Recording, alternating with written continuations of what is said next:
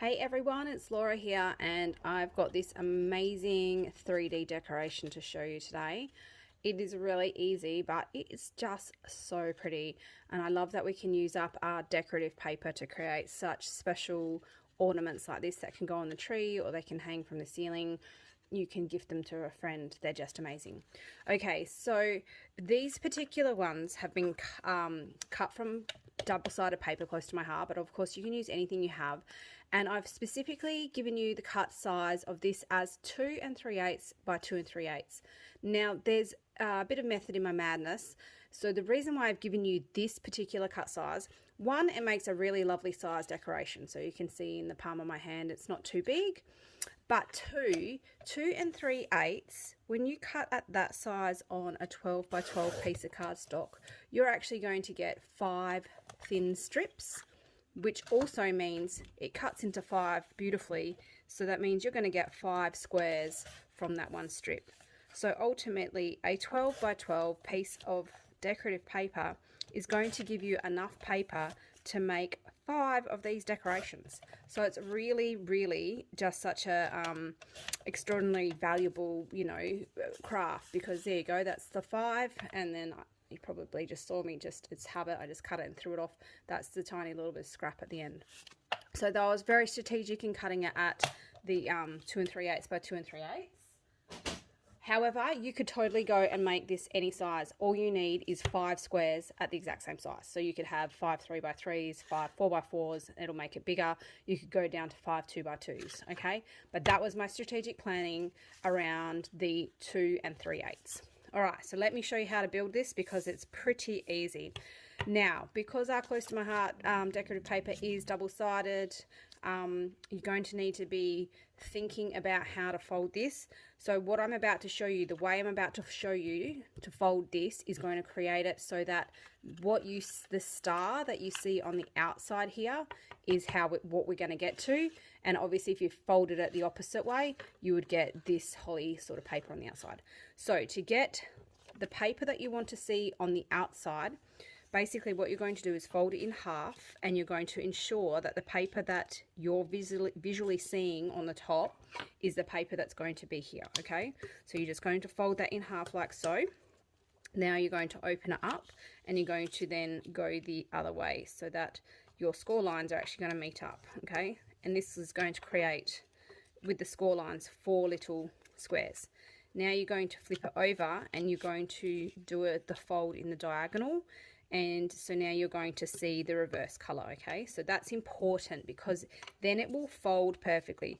So you're going to open it up and now take the opposite 2 points to each other on the diagonal. So we're going to get those triangles. Now what's going to happen is when you open that up, this is automatically going to fold beautifully. So these 2 outside points are going to fold in, and it's going to give you 2 squares, okay? And then just go ahead and give that a nice score. So let's just quickly do that again. So you're going to do this to all 5 pieces of decorative paper. You're going to do the exact same folding technique on all 5 of them. So make sure you do that. It just ensures that it folds perfectly into the right orientation after you've done the 4 folds. I did get confused a couple of times myself when I was teaching myself this, and then it was hard to bend it down and I was getting confused.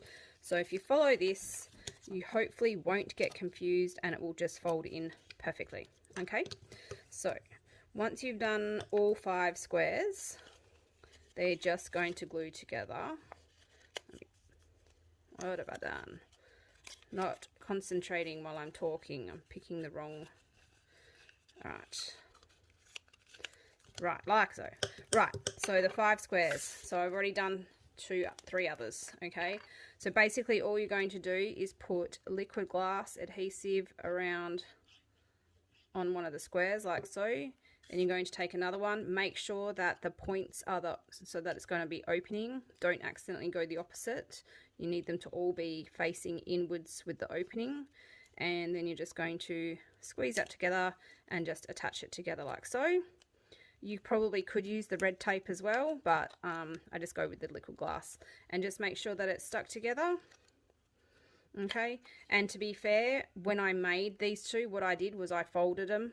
I folded one, I folded number two, I glued it, I put it down, I folded number three, I glued it, I put it down, so that I wasn't, when I'm working with liquid glass, I like to give it a little bit of drying time in between each time I glue something together. But as you all know, when I do a video, I don't follow my own rules because I just want to get it done so that you guys aren't being held up by a non-necessary amount of time. Okay, so that's number three. I'm going to stick number four on now.